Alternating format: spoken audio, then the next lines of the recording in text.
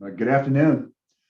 Before I call the meeting to order, I want to announce that due to COVID-19, we have individuals attending. Did it say recording stopped?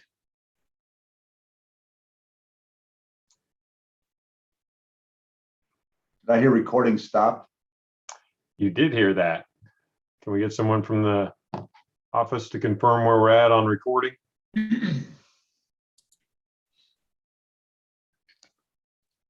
Okay, record to the cloud. It is now recording. Here we go again. Before I call the meeting to order, I want to announce that due to COVID-19, we have individuals attending remotely. All participants joining by phone should mute their phones when not speaking to avoid background noise. During the meeting, please make sure that you announce yourself by name and title every time you speak, so the public that is participating knows who is speaking. This is critical given the number of remote participants and his current guidance from the Kansas Attorney General. I'd ask the clerk to announce the meeting and call the roll. Thank you, Mayor Alvey, and good evening. You are hereby notified that I've called a special meeting of the Unified Government of Wyandotte County and Kansas City, Kansas to be conducted virtually on Tuesday, October 26, 2021 at 5 p.m. regarding postponement of scheduled tax sales. Roll call. Johnson. Here. Kane. Markley. Here. Walters. Here. Philbrook. Here. Bynum. Here. Burrows. Here. Townsend. Here. McKiernan. Here. Ramirez. Here. Mayor Alvey. Here. Thank you. As the clerk announced, will consider postponing 2 scheduled tax sales to a future date. I'd ask Mr. Bach to make some opening remarks. Thank you, Mayor. Doug Bach, County Administrator. Tonight, we've been requested to come before you and present a little bit about our tax sale, what happens at those tax sales and leading up to the process as citizens get, as they are put into that or properties are put into the tax sales, we go through the year. It is in consideration of the next 2 tax sales, one being that was set to happen this Thursday and the next being in January. What we'd be looking at is a potential to postpone those tax sales to a date certain in April, which would allow us to still move forward with those, but it would be after the winter months and would give some residents additional time to figure out how they may be able to make arrangements with the properties they have. Mayor, if it's good with you, I'd like to ask staff to come forward and present information so everyone in the public and our commission are well aware of the detailed process that we go through each time before we ever do put a property into tax sale.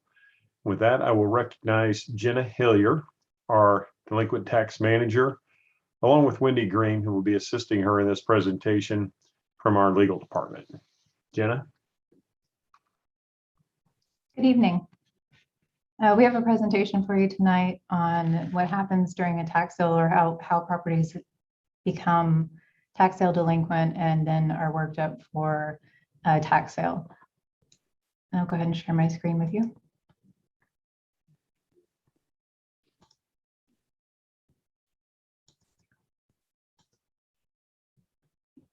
So as I said, this is a presentation on what the tax sale process is. So how it starts is Treasury sends out a bill twice a year that has your current year's taxes that are owed.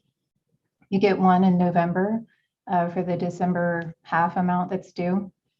And then again, there's another one that arrives in April for the amount that's due in May. So you have 2 options after you receive this bill. And one of them is to pay the bill and the other is to not pay it. If you go ahead and pay your bill, you're not in any sort of trouble. Everything goes on as normal. There's no issues with tax sale. This can happen through either your mortgage payment or you make direct payments to the Treasury. If you don't pay the bill, this is the first step towards becoming tax delinquent, which could eventually wind you up in a tax sale. And this is the amount of notices and bills that are sent out over the years before a property is tax sale eligible. So there are 6 different bills that arrive for the property owner before the property is considered tax delinquent. And this is what the bill looks like. If you don't owe any taxes, any back taxes, it's a normal bill. And this is highlighting the years that are delinquent. So this is 1 year tax delinquent. And you'll get 2 of these that year. This is 2 years tax delinquent. And this is 3 or more your tax years delinquent. And at this point, they become eligible for a tax sale. And they come over from Treasury to working with delinquent real estate. So the Treasury's office publishes once a year in July the list of all of the prior taxes owed in the Wyandotte Echo. And this is how you become, this is our standard for when we determine whether or not a property is tax sale eligible. So it's 1 year tax delinquent for vacant or abandoned properties, 2 delinquent for vacant lots and commercial buildings, and 3 years delinquent for an occupied structure. And this does not include those that are on a payment plan or in bankruptcy or in a probate case. But if you are not part of, if you're removed, but you're still tax sale delinquent, taxes will continue to accrue with interest and penalties during that time. So once a year, Geospatial Services produces this list for us. And this is a list of all the tax sale eligible properties that are 3 or more years delinquent. And this removes the bankruptcy payment plans and things like that from the list. And this is the list that the abstractors begin researching the financial interests in the property and the ownership. And as you can see, there isn't any identifying information here as to name or address. This is what they get and work off of. They go through 750 of these go into each tax sale out of a list of, this past year's list was about 2,500 properties. So 750 of those get worked up. Not all of those make it to the sale. We're averaging about 250 that actually go to auction. The majority of those are vacant lots.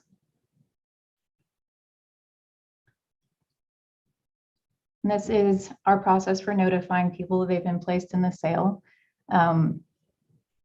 We send out certified mail to everyone that's in the sale, regardless of whether you live in or outside of the county or the state. Everybody gets certified mail delivered to all the addresses and the interested parties associated with that property. They also receive personal service if they live within Wyandotte County from our process servers, which means they hand deliver these notices to the address and to all of the interested parties that reside within Wyandotte County. If it's outside of Wyandotte County, but still in the state of Kansas, we send those on to the process servers or sheriff of that county for them to deliver them as well. People outside of Kansas only receive certified mail. And then we also publish twice, 2 different publications. One of them runs for 3 weeks prior to the sale, notifying people that they're in the tax sale and what properties are there. So here's the way to get out of the sale. There are several options. One is obviously paying your taxes in full, and you would do that here at Delinquent Real Estate. Come in and talk to us, and we'll give you your option sheets on what you can do to be able to get out of the sale. And then you would go down and pay in Treasury. The second option is to pay half amount for your taxes owed, and we can place you on a payment plan if you have not been on one previously. And if neither of those options work for you, you can request to have to go before the judge and discuss other options. And we do send out a reminder a couple weeks before the docket date. So people remember that they've got a date with the judge.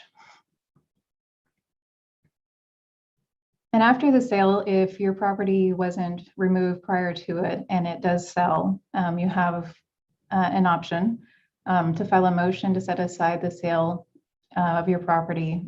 You file that with the clerk of the district court, and that's located on the 3rd floor of Wyandotte County Courthouse. The court will provide you with a court date when the motion is filed, and you're able to represent yourself in that matter. And you have up to a year to do that from the time that the sale confirmation has been sent out, which is usually about a week after the tax sale ends. And if you are in a tax sale, please do call Delinquent Real Estate or reach out to us for your options. We have very helpful staff here who's trying to work with you to make sure that you are able to stay in your home or keep your property. And here again, we have the chain of events that happened prior to being eligible for a tax sale. And I will turn this over to Wendy Green, who I believe has some updates on our current sale. Thank you. What I really want to talk about is the numbers. In tax sale 349, we started with 707 parcels. Out of those 707 parcels, as of 4:30 today, there are only 186 parcels left in the sale for Thursday. And 44 of them are houses, 136 are vacant lots, 2 are exempt properties, which means they're owned by a church, but they had past due taxes before they became exempt, and 4 commercial properties. So out of that 707, only 186 would have actually made the sale on Thursday. And that's actually probably even higher than what it would be, because we would still have tomorrow as an opportunity for people to come in and pay their taxes in full, or to pay the amount that they've already been told to pay to go on a payment plan. So they would still have tomorrow to do that by statute. Since we flagged these properties to go into the tax sale, we have actually collected $1,057,053.83 in taxes. A lot of that happens because once people find out that their property has been flagged for a tax sale, they come in and pay. So just filing the tax sale petition actually starts to generate taxes for us. So those are the numbers for what would be the Thursday's sale. I also got numbers for you for the January sale, in case you're wondering how that one is shaping up. That one we didn't start with as many parcels. We only started with 550 parcels. Out of those, as of 4:30 today, there are only 362 left. 225 are houses, 127 are vacant lots. There's 1 exempt property, 8 commercial properties, and 1 property that's commercial and residential. And just by flagging those properties for sale and filing the petition, we've already brought in $482,332.35 in taxes. And again, that's the numbers for the January sale. Those numbers would go way down because they'd have up till the day before the sale to pay their taxes to remove the property from the sale. Out of those 225 houses, I would guess a lot of those are people that have been on payment plans before and defaulted on their payment plans. And so now they are back in a sale because of that. And with that, if anybody has any questions, or Mr. Bach, if you'd like to proceed. Thank you. Thank you, Ms. Green. Ms. Hillier, appreciate the presentation.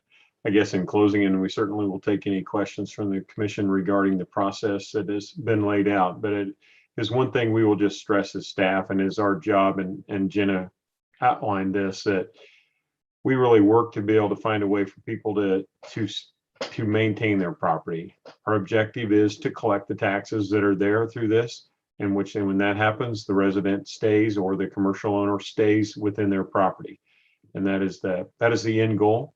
If they are not, and they continue to be delinquent, as you see on this chart, particularly in a residential setting, that can be 4 years in that they haven't paid their taxes. sometimes when we said it, I think as you said, as a governing body, it's a little bit crossed over between your city or county rules. This is clearly one you do as a county, as county commissioners. It is one of your objectives or one of your things is to collect the taxes within this county and then distribute them to all the other taxing jurisdictions within our county. It is your responsibility to do that as the elected body. And that is your direction that you've given to as a staff. And this is the process we follow. So with that, if we do elect to delay or postpone the current tax sales, we would seek the governing body's direction as we go forward. Is there additional things we should be doing or other paths we should be taking in order to assist our residents in paying the taxes that they will owe on their property? With that, Mayor, I'll turn it back over to you, and myself and the individuals presenting are happy to answer any questions we can. Thank you. I'm going to at this time recognize Commissioner Townsend, who has been in conversation with members of the community who have brought this issue forward. So Commissioner Townsend. Thank you, Mayor. Good evening, everyone. First of all, I want to thank the mayor, the administrator, all of the staff who put this special session together and took the time to make these presentations with the hope that our community will be better informed. The tax preparation or statement presentation that Ms. Hilliard just made was one that was first done. The first version of it was done in early April of this year. And that was done also with the goal of educating our community about what this process is to help those who may find themselves in a delinquency situation with a path of how to get out of it. And for those who may be closer to the tax sale situation, options through the court system that go beyond what our staff can do with regard to making these payments. Let me also say that as a commissioner and with my fellow commissioners, we were taxed years ago, several years ago, with trying to clean up the city through the SOAR program, improve areas, vacant lots, abandoned houses, and not only abandoned houses, but also houses that may be inhabited but were behind in taxes. This was a mandate that we were given years ago. And so when an article came out in the Call newspaper in April of this year, it was distressing to me to see that in the article, there were allegations made that a certain area of the city was being targeted.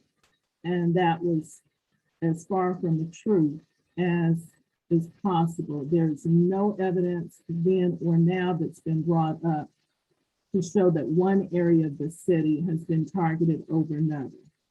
What you will see, unfortunately, in certain areas, including the district that I represent, are more challenges for people who live in that area due to intrinsic poverty, lack of preparation to prepare what happens to grandma's house or aunt's house after they've gone on to heaven. And so you may have occupants in these homes who are not the registered owners, but indeed the tax bill is still coming. And that's what the information about the presentation was about in April and today. So we as commissioners still have that obligation to move forward with what the majority of our citizens have told us they want to see in terms of cleaning up the area. However, we are not insensitive to the plight of certain of our population who have felt for a variety of reasons that they need additional help or time to get current with their taxes, and they need information and assistance in where to go and what to do. And this was brought to our attention also by a group who has been at the ground level, groundworks, actually going door to door. So groundworks efforts have put a face on some of the situations of these individuals who need help. But the other part of that is it also presents an opportunity again for information to be passed on. People talk about a moratorium on taxes. This is not a moratorium. I don't like that word. What is being proposed here, which I support, is an opportunity, well, it's a continuance of a legal action, the first of which will take place on the 28th, to another time, date certain, while the obligation continues to endure and the clock is still running on what's owed. It would give, in this COVID environment, additional time for resources to present themselves to help individuals. And right now, before I forget it, I want to thank CHWC for stepping up and actually helping financially with the tax burden on some of these homeowners. So it would give additional time for people who find themselves in this delinquent status to work out arrangements with our treasury or with the court, and not add basically to the homeless situation we find ourselves in. It's been aggravated by COVID. Keep in mind, as this tax information warning statement shows you, if you are delinquent and in the tax sale, this had to predate COVID. It certainly, COVID has not helped the situation with regard to homelessness. So that was a statement that I wanted to make. There may be others that come up. But again, I wanted to thank the mayor, the administrator, and staff. I don't recall ever, except with the exception maybe last year in the heat of COVID, putting together a special session so quickly because of the gravity of the situation. And I appreciate that. And I appreciate the attendance of my fellow commissioners. So with that, I'm going to stop and let somebody else speak. But I would support the continuance of the currently scheduled tax sales to 2 dates in April of 2022, allowing for additional intervention, hopefully, for payment of the taxes and education to others about what to do if you find yourself in a delinquency. Thank you. Thank you, Commissioner Townsend. So I want to thank, excuse me, thank Commissioner Townsend for bringing this to our attention and working with members of the community to identify the problems. You know, when Commissioner Townsend first brought this forward, you know, I do have my concerns. First, that first of all, we must make sure it doesn't do us any good for people to lose their homes due to tax. It may be necessary, it may happen, but in this instance, we can take this opportunity, and I would say it's a one-time thing, to continue this, as Commissioner Townsend describes it, continue this to a later date. It gets us past the cold weather and gives opportunities for others to really come in and help folks navigate this process. But it also, I think, and I think this is what Mr. Bach was asking for, we need to make sure that if there is one more step in the process, I mean, we have right in front of us the process, the 5-step process that lays out here, and the multiple notices twice a year to give people ample notification that they are delinquent and there could be moving into a tax sale. You know, maybe there is one more step. Maybe it is a different way to engage, but let's take that last step and provide everyone an opportunity to stay in their properties. We know we've suffered for decades from disinvestment and homes that have gone into blight. I think also we're looking at that some of these properties actually are rental properties, and the people renting from these folks. They have no control over this. They have no legal standing in this process. And if this goes to tax sale and it is bought by someone else, they could face eviction. So I think we have to be sensitive to those things, but I think we have to have our staff look at the process to make sure that we can work through it and make sure we have people even one more step if necessary to prevent this from going to tax sale. Obviously tax sales are an expensive process even for us. The amount of personnel we use, time it takes just to have to go through this process can be very onerous. So if we can find a way to do this, I support that. So again, thank you, Commissioner Townsend, for bringing this forward. Recognize Commissioner Ramirez. Thank you, Mr. Mayor.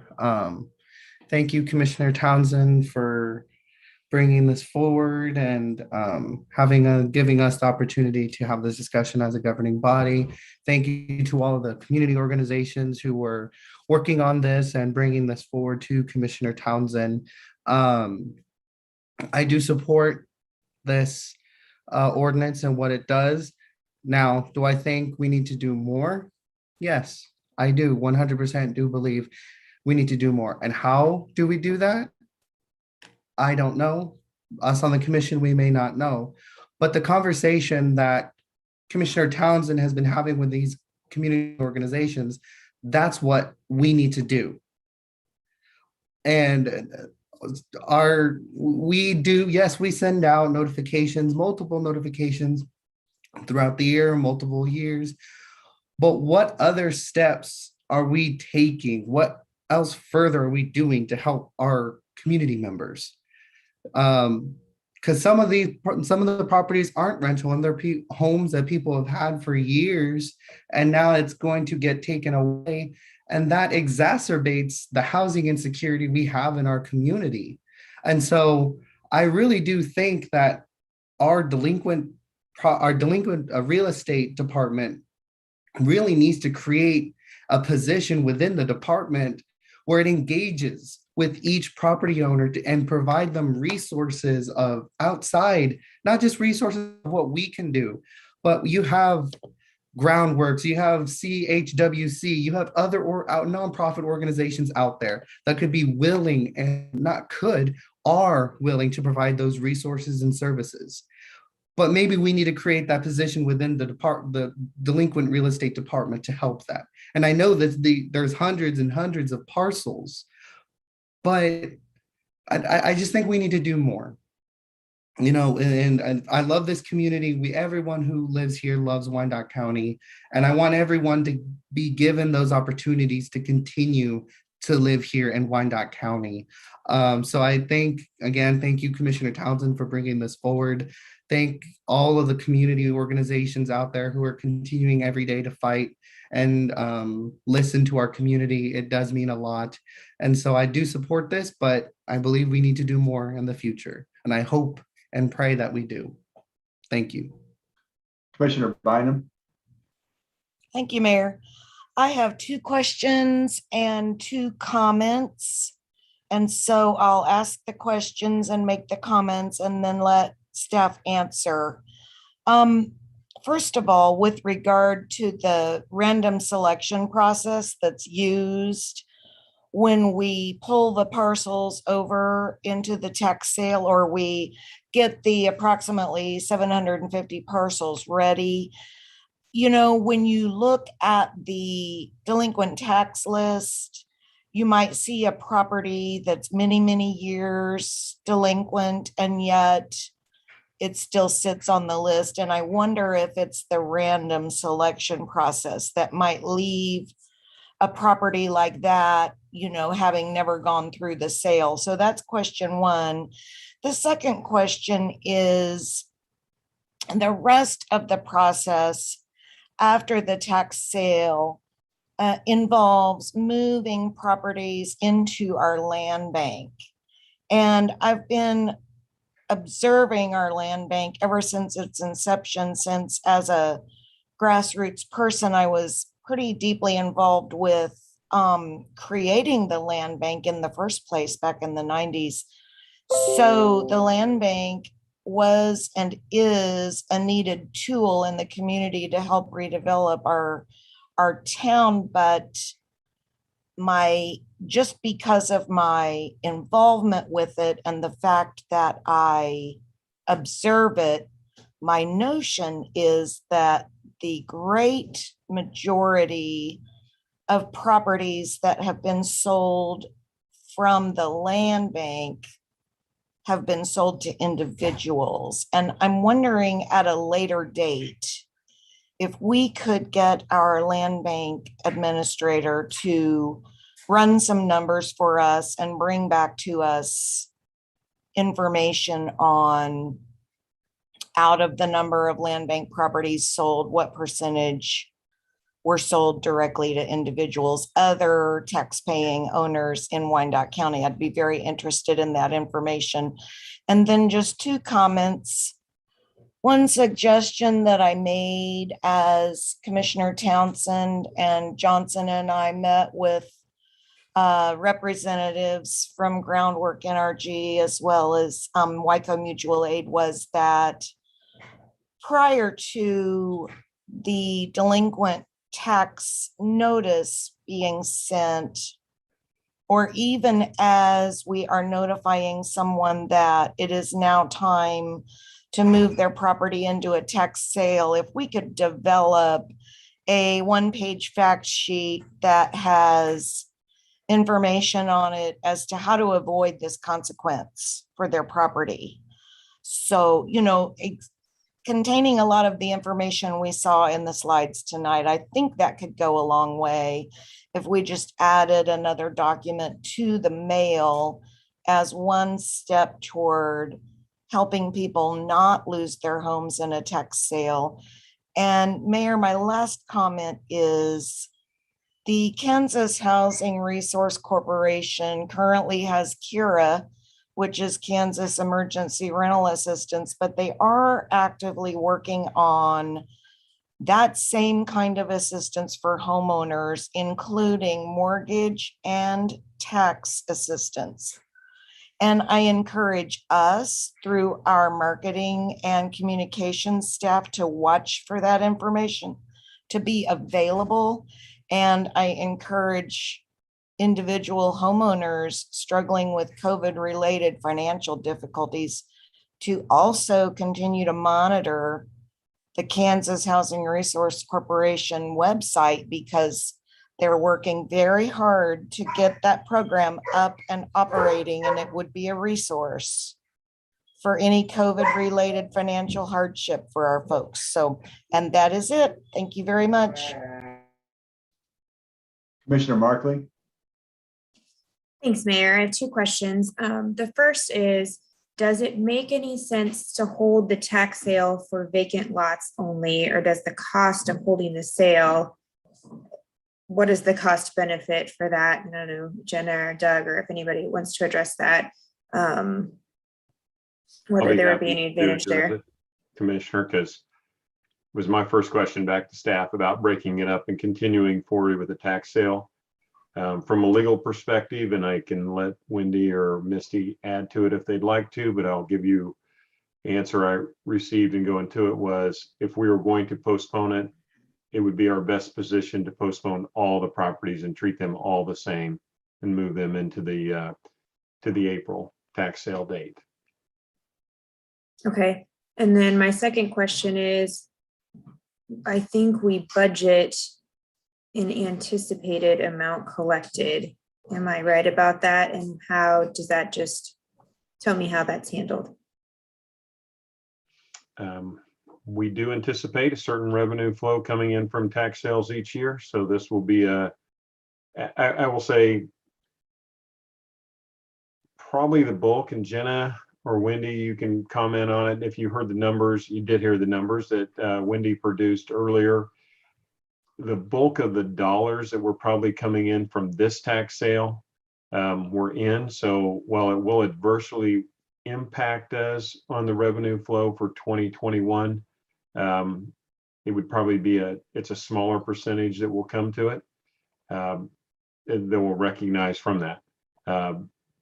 We are postponing to April. We are not forgiving or putting a moratorium, as Commissioner Townsend noted. We are just postponing. So all these properties will continue to move in. So our 2021, 2022 numbers should remain the same as projected.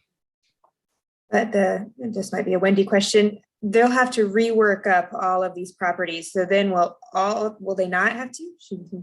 Nope. Okay. Nope. Just by postponing and not canceling, we don't have to reserve everyone. We don't have to work everything up. Title is as of the day we filed the petition. So anybody who would take title to these properties from now on out, they take it subject to our tax sale. So by just postponing the sale date, we don't have to work all of these up again. We just would have to republish notice of the sale date. And I would have to file another order of sale for the sale that should happen Thursday. I haven't done any of that for the January sale yet anyway. So that's not a problem for that. I will go ahead and answer real quick. As Doug said that we just felt it would be inequitable to hold the sale for certain properties and not other properties.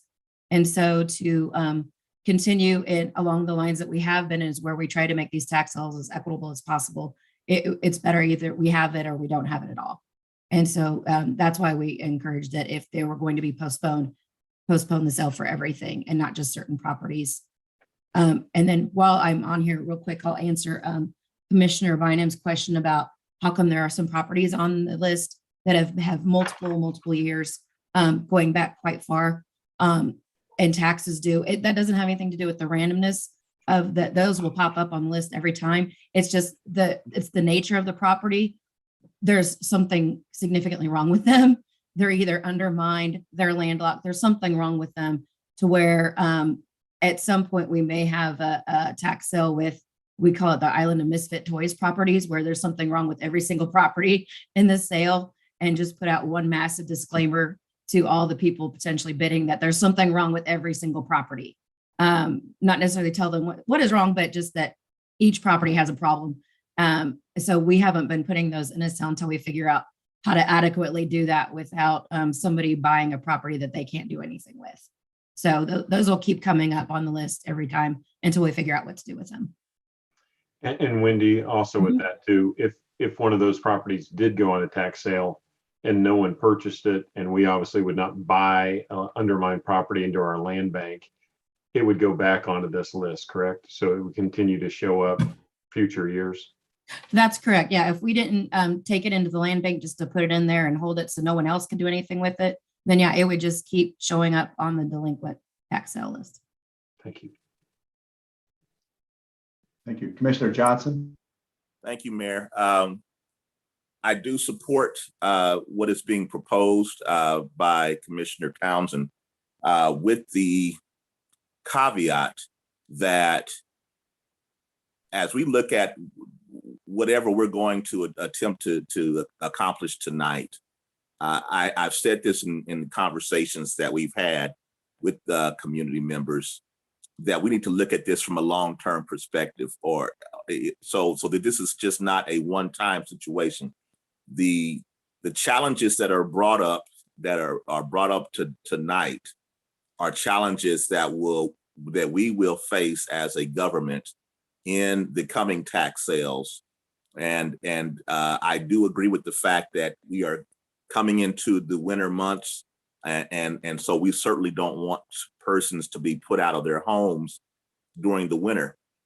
We will face the same challenge next year in 2022 and every other year after that. And so I'd ask that as we look at solutions for tonight, they be considered from the perspective of what we do in future years as well. The other thing that I will ask is something that has been brought to my attention and something that I have thought about, and I like to get some level of feedback, is when we're considering tax sales and how they affect certain areas of our community.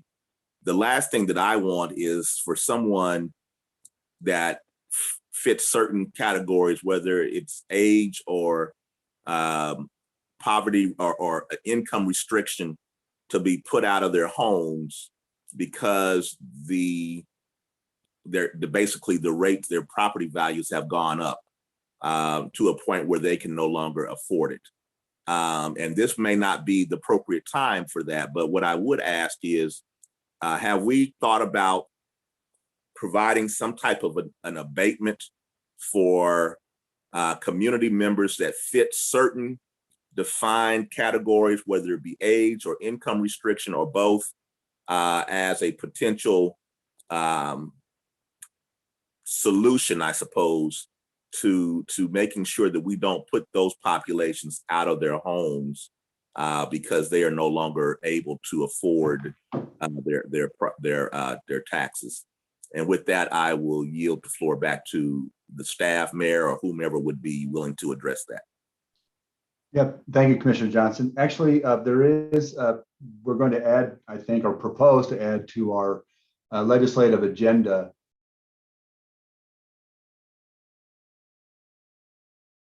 Somehow I got muted. Actually, Commissioner, we are considering we are bringing forward to the Commission for consideration support of legislation that could move through the Kansas House and Senate this year. It's called the Golden Legends, that does take into account those who are on fixed income, those who are retired, and that we would, as a commission, support that. And then any complementary ordinances we might have to pass would be considered. So yeah, that is in discussion. Commissioner Philbrook. Thank you, Mayor Alvey.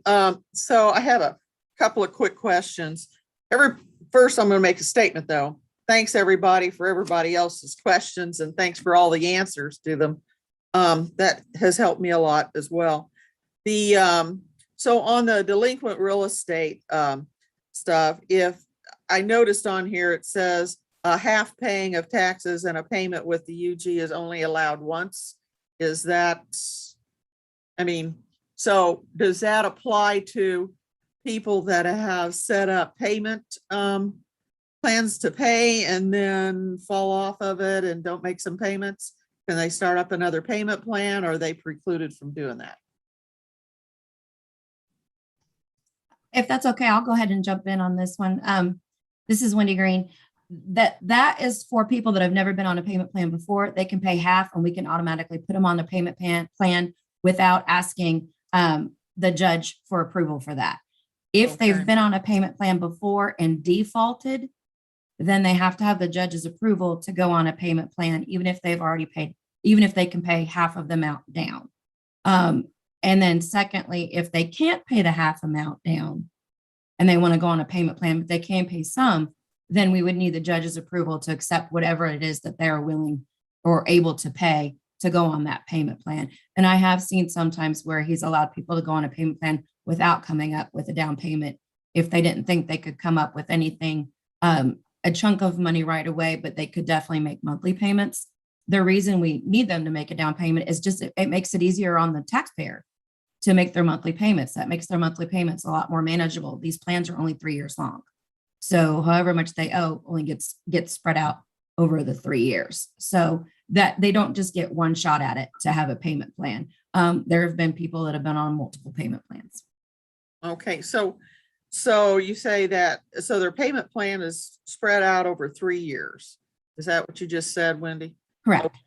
And so within that, they're paying on back taxes, but they're also trying to pay on current taxes? Correct. They're required to keep their current taxes caught up. Okay, so let's say I owe, I don't know, $6,000 on back taxes. Okay, and my taxes this coming year is $2,500.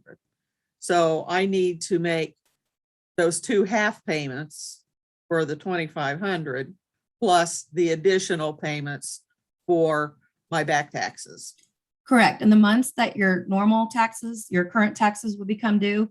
So in December and May, you just make your current tax payments. You do not have to make your monthly payment under the payment plan. You make the current one. But, Correct. but what about the back taxes? Don't you still have to pay on those? Not in December and May. Okay, but on the other months. Correct.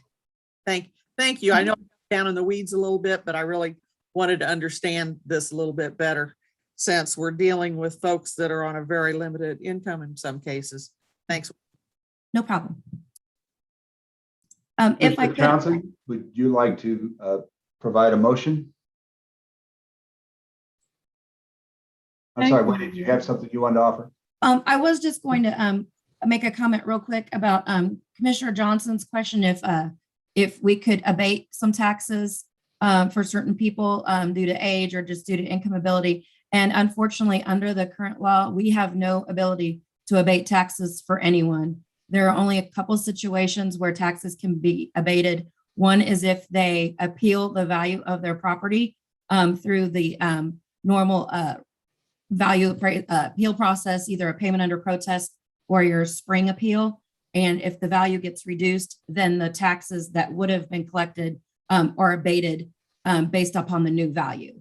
And then the second thing is if you are a nonprofit organization of some sort and you apply to the Board of Tax Appeals for an exemption for the property, that goes back to the date of your first exempt use. So in that situation, if you had taxes due while your property should have been exempt, those taxes would be abated. But those are the only two situations under the law that we are actually allowed to abate any taxes. Okay. Mayor, can I just address that real quick here, if you don't mind? Yes.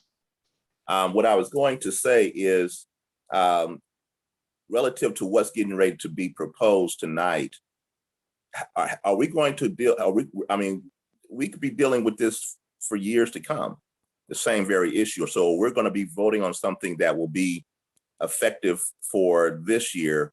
Do we need to talk about this further in terms of what we do for subsequent years?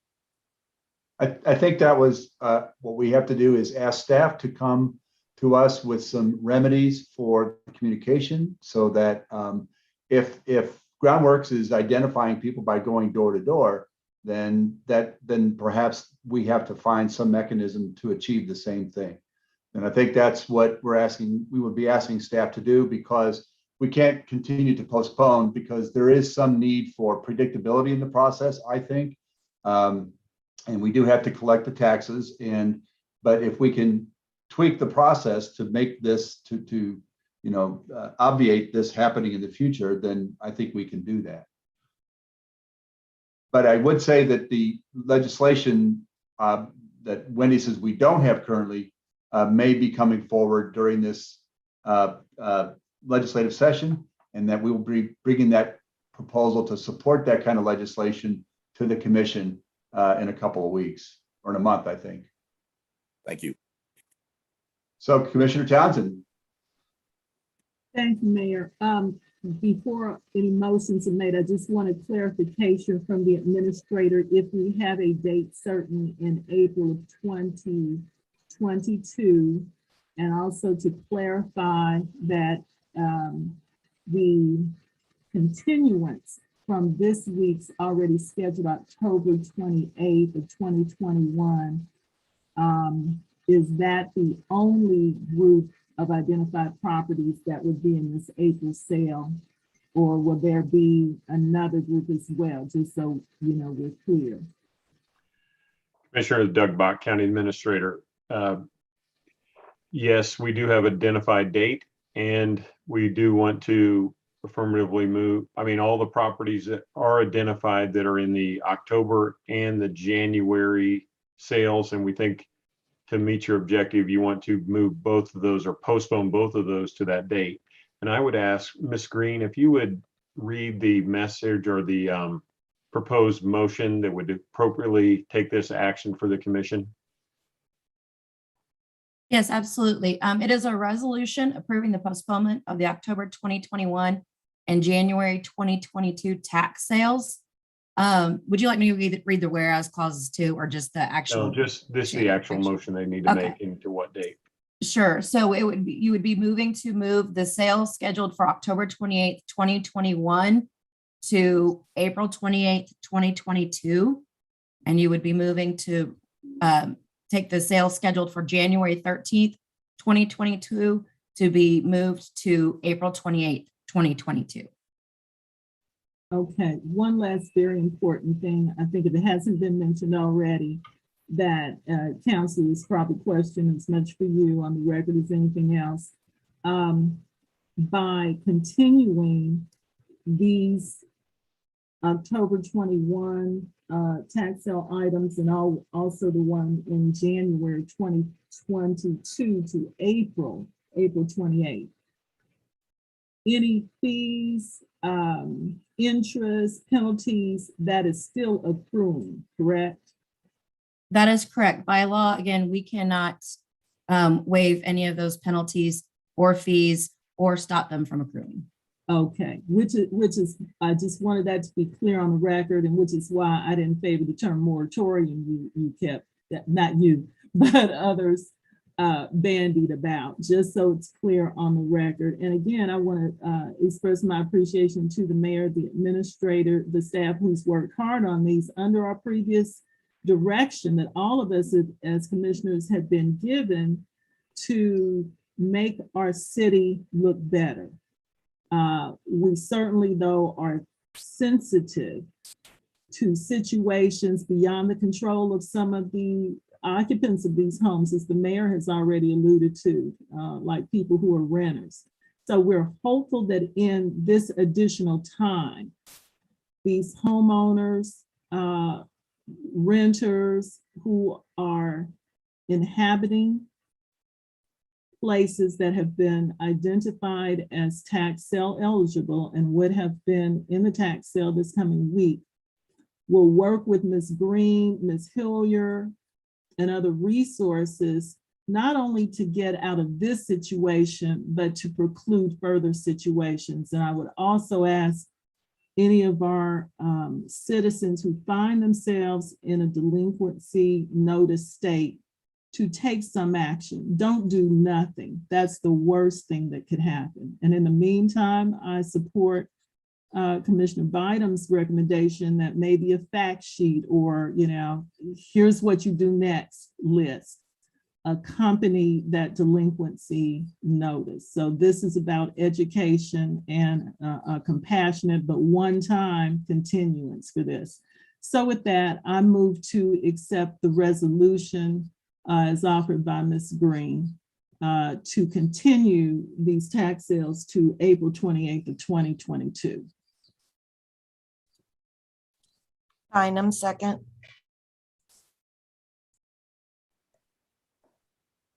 Roll call. Johnson, Aye. Kane, Markley, Aye. Walters, Aye. Philbrook, Aye. Bynum, Aye. Burrows, Aye. Townsend, Aye. McKiernan, Aye. Ramirez.